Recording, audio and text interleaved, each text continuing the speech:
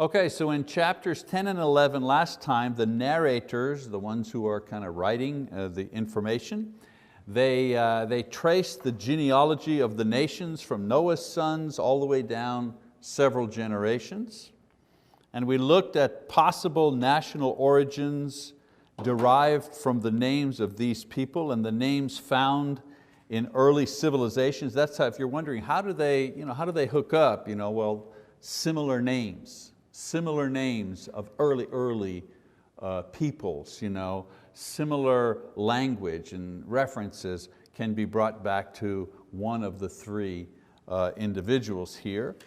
But the Bible was very specific in the idea that all civilizations can trace their source to Japheth, Ham, and Shem. Japheth, we said at the time, the peoples of Europe, India, the Middle East. Ham, the peoples of Africa, the Middle East, the Orient, the native peoples of the North and South America. Shem, the Middle East, especially the Jews, the Shemites, the Semites, okay?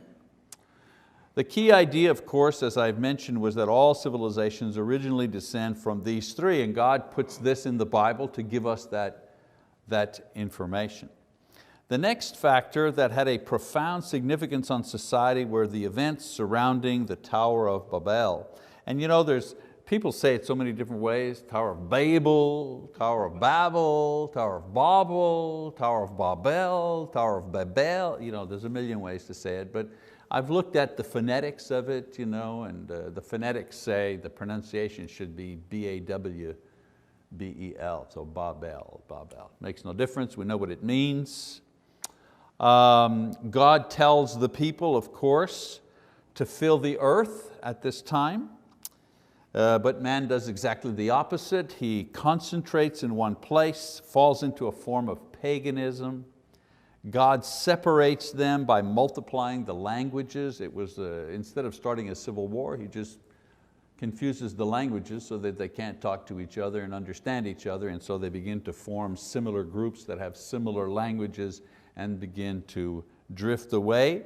This multiplication of languages set into motion the physical and geographic changes that resulted in different cultures, different physiologies, and different countries that we have today. It's not like we have 1 million different countries, right? There's only about 150 different nations, even going back to that time. So we then see two other writers pick up the story from Shem, who was the one who was writing the record that includes the Tower of Babel, that incident. So you remember I told you that the patriarchs, their sons, they're the ones that are recording this stuff, okay? Ultimately, Moses, we spoke about this at the very beginning of Genesis, but for those of you who weren't there, ultimately what Moses does is he gathers these records and puts them together to create the book of Genesis. We know Moses is the one who recorded it, who actually put it down into writing. But he wasn't there at the beginning of the world, obviously. He wasn't there at that time. So he's working from oral tradition, written tradition, so on and so forth. We talked about this at the beginning of Genesis.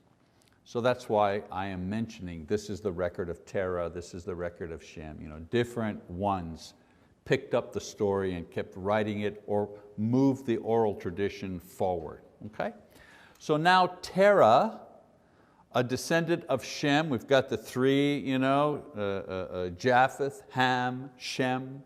Okay, so now Shem, we're going to zero in on Shem, and one of his descendants is Terah, a descendant of Shem. He provides a very short record that includes the genealogy from Shem to himself and then down to Abram, who was later to become Abraham. So the story now shifts from a wide view of society and the world. The Bible has given us now the details of how the world began, how it and society got to be the way it is, through the sin of man and through the flood, and now the Tower of Babel and the difference of languages. We got the wide view of how things happen. Now, as I mentioned to you, the writers are going to now focus in a tight shot, a very up close and personal shot of just one person. Okay? It will now remain in this close-up mode until the very end in order to show how God will bring onto the stage of humanity the Savior, Jesus Christ. You have the wide view, how did the world begin? Why is it the way that it is? And once we've established that, it zooms into Abram. And from then on, it just follows Abram and his descendants all the way to Jesus Christ. Okay? So after Terah's record, another writer, this time Isaac, will continue telling the story of Abraham. Okay? His son is telling the story. He begins by naming the three sons of Terah and a little bit of their history. Let me just change this over here. In chapter 11, 27 to 32, Haran died young. Nahor married Haran's daughter. And then Abram married his half-sister who is said to be barren. Now we don't have any details, but Terah packed up part of his family, and that would include Abram and Sarai and Lot, who was the child of his dead son Haran, and he was headed to Canaan. But he only got as far as the city of Haran, which is probably a city that his dead son built. So the story of Terah ends here. He may have refused to go on, he may have been sick and died, we don't know. All we know is that his original journey was to Canaan, but he never made it. So this sets the scene for the life and the call of Abram. So let's go to chapter 12, beginning in verse 1, now that we've set up the story, and let's read about the life of Abraham and the call that he received. Chapter 12, beginning in verse 1. It says, "Now the Lord said to Abram, go forth from your country and from your relatives and from your father's house to the land which I will show you. And I will make you a great nation, and I will bless you and make your name great, and so you shall be a blessing. And I will bless those who bless you, and the one who curses you I will curse, and in you all the families of the earth will be blessed." So Abram went forth as the Lord had spoken to him, and Lot went with him. Now Abram was 75 years old when he departed from Haran. Abram took Sarai his wife, and Lot his nephew, and all their possessions which they had accumulated, and the persons which they had acquired in Haran. And they set out for the land of Canaan. Thus they came to the land of Canaan. Abram passed through the land as far as the site of Shechem to the oak of Moreh. Now the Canaanite was then in the land. The Lord appeared to Abram and said, "To your descendants I will give this land." So he built an altar there to the Lord who had appeared to him. Then he proceeded from there to the mountain on the east of Bethel and pitched his tent with Bethel on the west and Ai on the east. And there he built an altar to the Lord and called upon the name of the Lord. Abraham journeyed on, continuing toward the Negev. So Terah has died, and the Lord calls Abraham to leave Haran to finish the journey to Canaan. Let me just show the map here. Here's a little map. I want to see how, well, it doesn't look very big there, but can you spot, look at the very bottom there to your right where it says Ur. That's where Abraham or Abram originally comes from, Ur. Notice if you follow that light blue line, aqua, whatever color you want, it's not blue, right? It's kind of aqua line. So if you follow that aqua line, you see Ur, and then just above that, Babylon. So you're in, the Babylonians, the land of Ur, that's Iraq. Okay, so that's where he is. And then they're called, Terah is called to go to Canaan. So notice, keep following the line, and you see Haran is the furthest northern point there at the top, Haran. So from Ur, Terah gets as far as Haran, but he doesn't go any further than that. We don't know why. Maybe he died there, maybe he just didn't want to go any further. But he was called to go to Canaan. And so what happens is that Abram and his wife, which is his half-sister, and Lot, his nephew, right? And his family and his slaves and so on and so forth, he packs them up from there and he continues the journey all the way to Canaan, and even further, he eventually gets to Egypt, and we'll talk about that in a minute, okay? Now in Acts chapter 7 verse 2, you don't have to go there, but Stephen says that God called Abram while he lived in Ur, which may mean that both Terah and Abram were called, but Terah would not go any further than Haran. Could be a lot of reasons for that. We just know he didn't make it all the way to Canaan. So the Lord calls Abram to leave Haran and the things that are keeping him there. So what could be keeping him there? Well, maybe it's his country, it's his culture, his people, his family. No such thing as Jew here at this point. Abraham is the first one. When he arrived in the land, the Canaanite would call him a Hebrew, which means from the other side of the river, the Euphrates.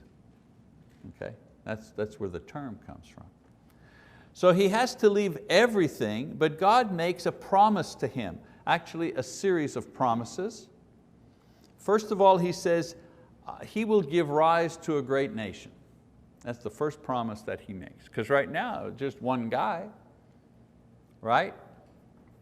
From Ur, a Sumerian, not Sumerian, Sumer, people from that era, a pagan, because the quote Jewish religion hasn't been given to them yet, in that sense. The promise is that he himself will become a great man, that he will bless others with his life, that God will protect him. This is a promise. And that the entire world, through history, will be blessed through Abram. Pretty big promises. You notice he doesn't say how here this is going to happen. He just said this is going to happen. Abram could never imagine how these promises were going to be fulfilled. They were simply promises that God made. But I want you to keep that idea in mind. We'll come back to that near the end. So these sound like great blessings. Wow, who wouldn't want to be a great man? Who wouldn't want to bless history and so on and so forth? But I want you to consider Abram's state. Here's a guy who had completely forsaken his home, his family, his nation, and his culture in order to have a promised nation come from him. A nation he had no idea what's so bad about the old nation we've got, he might have said. Isn't this nation good enough? And he had to abandon, and I think this is even more important, he had to abandon the safety of what was familiar to him in order to go into the unknown with only the promise of God's protection, but no visible sign of it. If God had said, well look, I want you to travel to Canaan, and poof, there's a bag of gold, and poof, and there are 500 soldiers, well-equipped soldiers to protect you. You got the money and you got the protection. So you go ahead and run now. You go on down to Canaan. Don't forget, he's never been to Canaan, doesn't know what's there. All he has is the promise. Go ahead, I'll be with you, I'll protect you. Now you have to understand the journey to Canaan was about 400 miles with his family and servants along with his livestock and provisions. 400 miles, nothing to us, right? We leave in the morning, we're there for a late lunch wherever we're going. On a nice highway, we stop for coffee, it's okay. 400 miles for these people was like, are you kidding me? They didn't travel 400 miles. You lived, you grew up, and you died in the same village. You didn't leave your village. So this was a tremendous, tremendous undertaking for him. And you certainly didn't leave to go to another country, to another people. You might live, he marries her, she's in that village, she goes back and lives in his village, yeah, maybe. But to go to another country? Whoa. So in verse 7 it says, the Lord appears to Abram. This is the first time that is expressed in this way, that the Lord appeared. And it was to add one more thing to the list of promises, and that was that the land he was living in would one day be owned by his people. Of course, at that time, owning the land was like, yeah, it was everything. So for the first time we see Abram worship the Lord in the land of Canaan. And at this point, Abram is living like a nomad. He's traveling southwards towards Egypt. All right, so let's talk about Abram in Egypt. What begins as a test of faith ends in a loss of faith and a loss of effectiveness for Abram and Sarai. So let's read verse 10. It says, now there was a famine in the land. So Abraham went down to Egypt to sojourn there, for the famine was severe in the land. So a famine comes up which threatens their security and their well-being. So what does Abram do? He decides to escape it by going to Egypt. There's food there, I hear.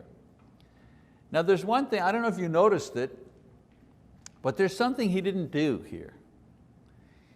Note that he did not consult God in the matter or make any indication that he relied on any of the promises that God said to him. Didn't God say to him, I'll protect you, I'll provide for you, I'll take care of you? And yet, when there was a famine in the land, the first thing that Abram did was say, you know what, there's food there in Egypt. Let's go to Egypt. Remember, God said He would provide for them, but when this would put to the test, Abram took matters into his own hands. And that's exactly what we do all the time. And I really include myself in that. We take matters into our own hands. Men worse than women, because men are, quote, problem solvers. I see this in counseling all the time. The woman is saying, all I want for you is to listen to what I'm saying. And the guy is saying or doing, all I want to do is solve your problem. And she's saying, the problem is you're not listening to what I'm saying. And he's saying, yeah, I hear what you're saying, and I'm going to fix your problem. She's saying, I don't want you to fix anything. If you want to fix something, fix the way you listen to me so I can be sure that you're actually paying attention to what I'm saying. You know what I'm saying? So it's the same. I don't want to get too far afield here, but it's the same thing here with Abram. God said, I'm going to take care of you. You won't have to worry. You're going to be a great man. Everything you need, I'll take care of. Just go there. And the minute he goes there and something happens, the promises fly out the window. Nowhere is it mentioned that he said, Lord, you said you'd take care of us. We're now running out of food. What shall we do? There's none of that that's going on. So going to Egypt, seems like a good idea. It was close by, prosperous. They had no home or family in Canaan to hold them back. Again, the problem was God had told him to go to Canaan, not to Egypt. Don't go to Egypt, go to Canaan. And God had promised, as I said, to care for them, and that didn't change even if there was a famine.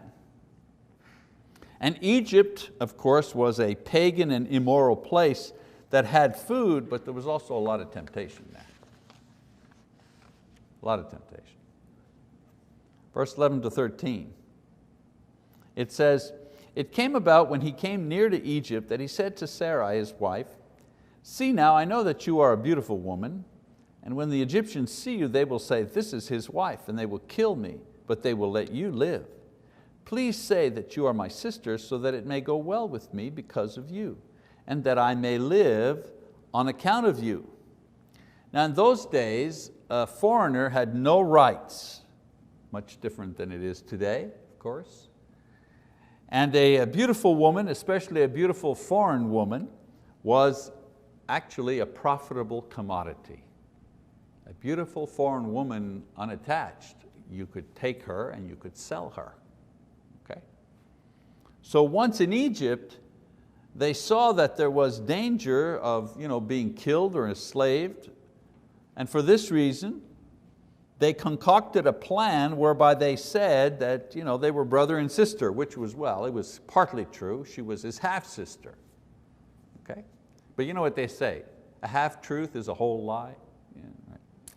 So if someone wanted to take her, they would then have to negotiate with Abram. That was the point. If it's the husband, you can't take her without getting rid of him. You can't negotiate for his wife. But if it's the brother has the right of negotiation. So they also forgot God's other promise, and that was to protect them from harm. So let's keep reading this story. I know it's very familiar, we've read it before, but it says, it came about when Abram came into Egypt, the Egyptians saw that the woman was very beautiful. Pharaoh's officials saw her and praised her to Pharaoh, and the woman was taken into Pharaoh's house. Therefore he treated Abram well for her sake, and gave him sheep and oxen and donkeys and male and female servants and female donkeys and camels. So not only was Sarah noticed, she was noticed by the princes who served the Pharaoh. They praised her. The Hebrew word halal there was used for praise in worship actually. The Hallel Psalms, for example, the group of Psalms that Jesus and the apostles sang in the upper room at the Last Supper, they're called the Hallel Psalms. Well, that word Hallel, this is the first time it's used here in the Bible to describe Sarah, to praise her. Okay?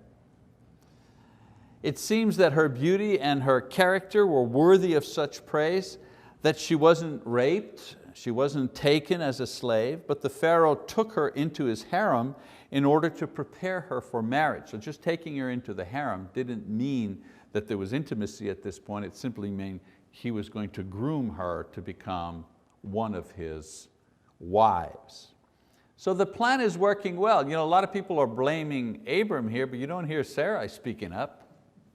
You don't hear her saying, hey, wait a minute, I thought God promised us all these things. What's the matter with you? Why should we do this? We shouldn't do nothing. This is a plan that they concocted together. They were in it together. So they figure the plan's really working well. They avoided the famine, they avoided attack, and they're getting wealthy at the hand of the king. Are you kidding me? We got power, we got the inn, we're connected in this place, nobody's bothering us. Okay, this little thing of maybe you're in the king's harem, okay, maybe. But this plan was also causing some problems. They were losing each other, of course. But as far as our story is concerned, they were jeopardizing the seed of promise, because the seed of promise was supposed to go through Abraham. And so now they're jeopardizing that Sarai would bear a child from the king of Egypt, the Pharaoh of Egypt, would have spoiled that particular plan. And they were also forfeiting all the promises of God. So it was a long-term loss for a short-term gain. Again, I keep repeating all the time, human nature has not changed in 3, 4, 5,000 years. As human beings, we continue to make short-term decisions, not looking at the long-term consequences.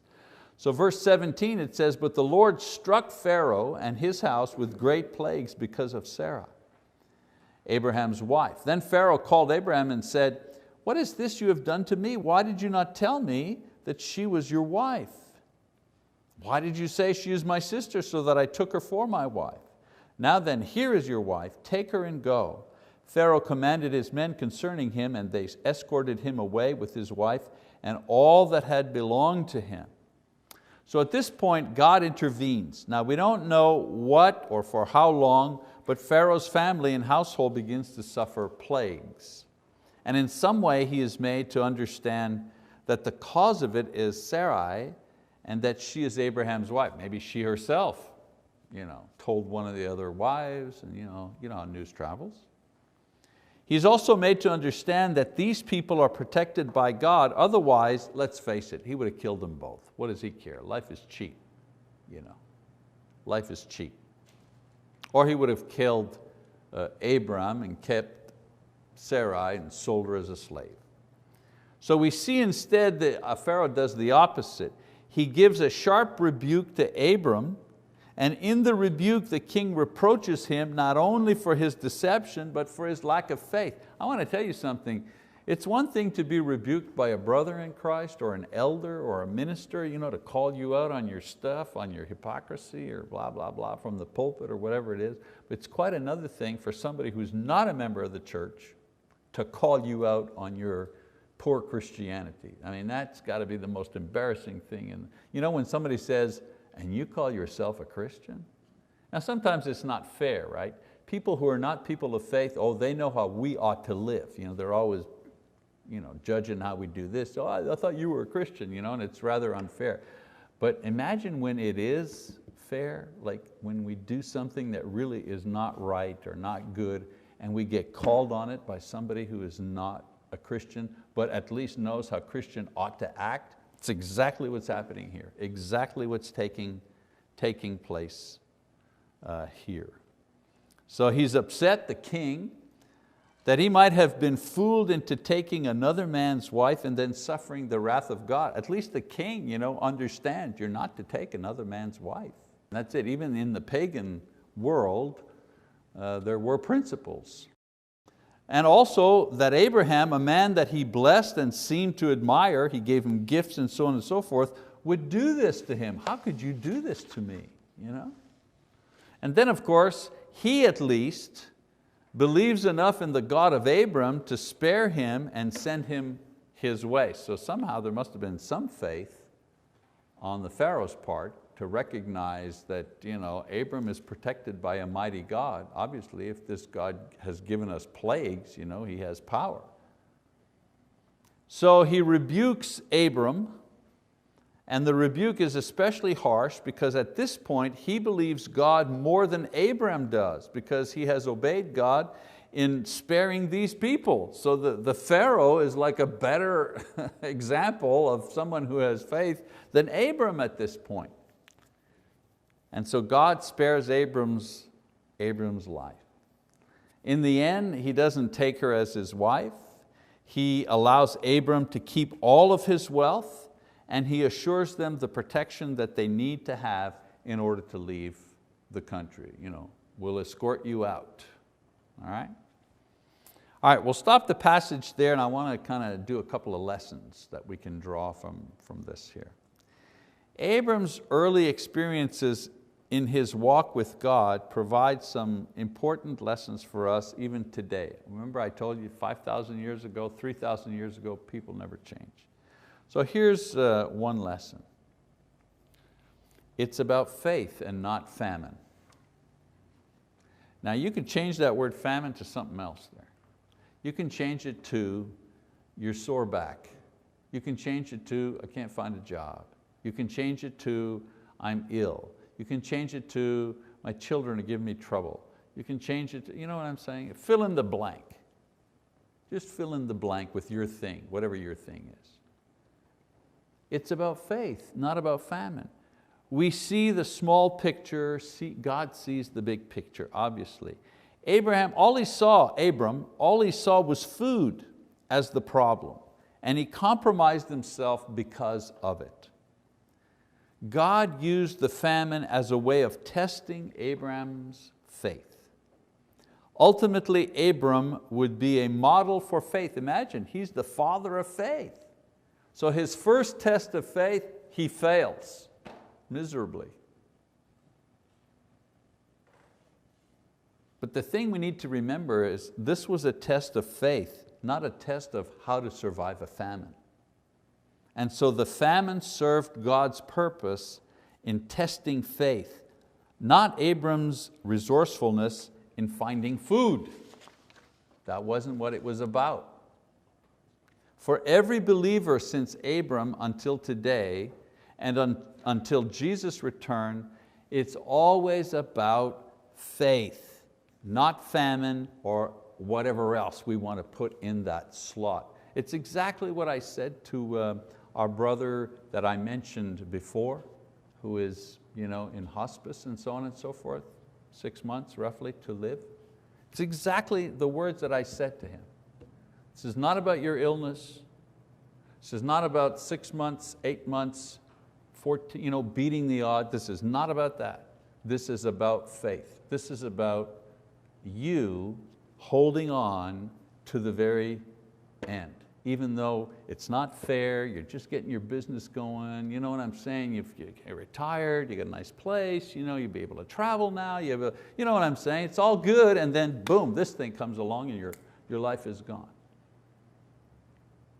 It's not about this thing, it's about your faith. But it's always about your faith, whether you're 14 years old or 50 years old or 75 years old, it's always about your faith. Everything that happens in your life as a Christian is about your faith. If we would have that perspective, oh boy, we'd save ourselves a lot of trouble. If we would learn to interpret the good and the bad that occurs in our lives as issues of faith, in other words, how will my faith react to this? We will probably have fewer famines and survive well the ones that we do have. That's lesson number 1. It's about faith, not famine. Lesson number 2, a promise is a promise, especially when God gives the promise.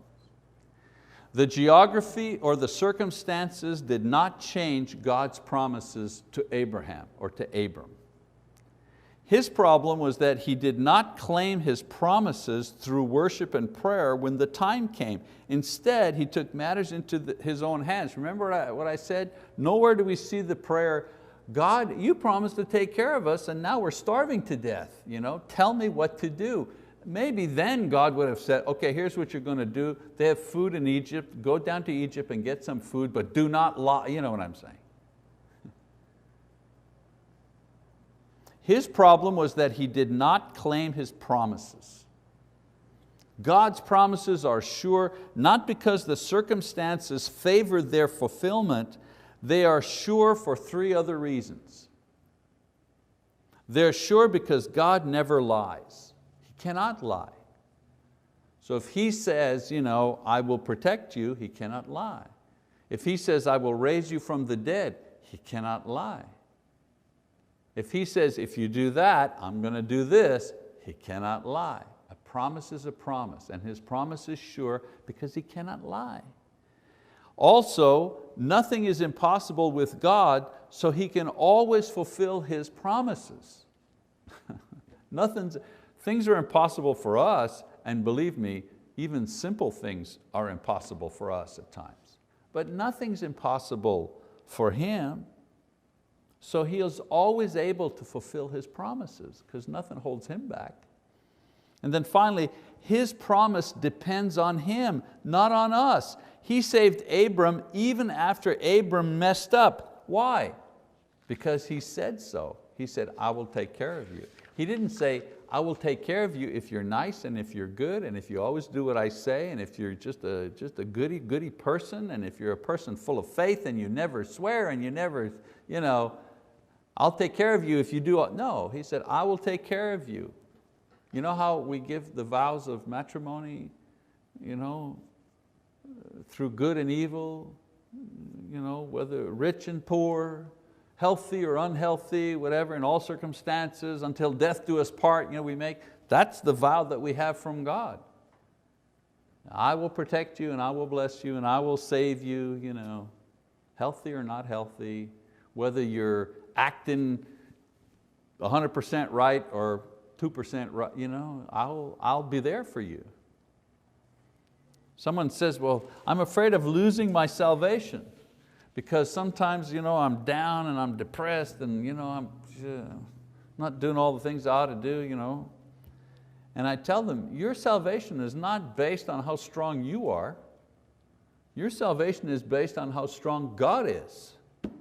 And so long as you trust in His strength and not yours, you're saved, my friend. It's when you start thinking about being saved based on your own strength or your own goodness, that's when you're in trouble. It's so counterintuitive, I know, but that's the gospel. The gospel is counterintuitive. It's like being in a plane, you can't tell when you're upside down. A lot of pilots, I've never had this experience, but a lot of pilots say you have to trust your instruments, because if you're just going by your eyes and so on and so forth, it feels all wrong, but you have to trust your instruments. If your instruments tell you you're upside down, then you're upside down, you got to correct. That's the same thing here. You have to trust the gospel, don't trust your feelings. Satan is the one that manipulates feelings to make the righteous feel guilty or to make them afraid and so on and so forth. No. We're saved because God promised we're saved. And that promise is solid because He can do it. And then the last thing, you can't share a faith that you don't have. The Egyptians and the Pharaoh were impressed by Abram and Sarai, but after the deception was found out, they were sent out of the country. Now can you imagine if they would have relied on God and gave their witness of God's great power? They could have made the Pharaoh and his household believers in God. What could have been? As it was, an opportunity to witness to a mighty king was lost because the witnesses themselves were unfaithful. And we all miss chances like that. I'm not going to harp on this point. I've missed chances like that. I spoke too soon, said the wrong thing, blew a great opportunity to share my faith with somebody.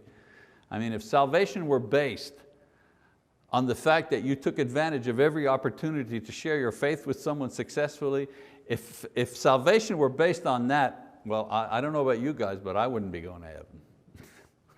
I wouldn't be going to heaven for sure. And that's what I'm supposed to be doing for a living, imagine. But still, had he done the right thing there could have been a fabulous reward. As it was, like I say, an opportunity was blown. We don't all come before kings, of course, but time and opportunity bring us close to a lot of people who are interested in us because they see the light of faith that's shining in us. They see that light. They want to know what's different. So we need to be careful that our actions don't contradict the faith that we profess to have. We say we have faith, but we have to make sure that those actions back up that particular faith. Okay, so that's lesson 27. I don't want to go further because we're going to open another chapter here, and I'd rather just cut it short a little bit, and then we can do whole sections at a time.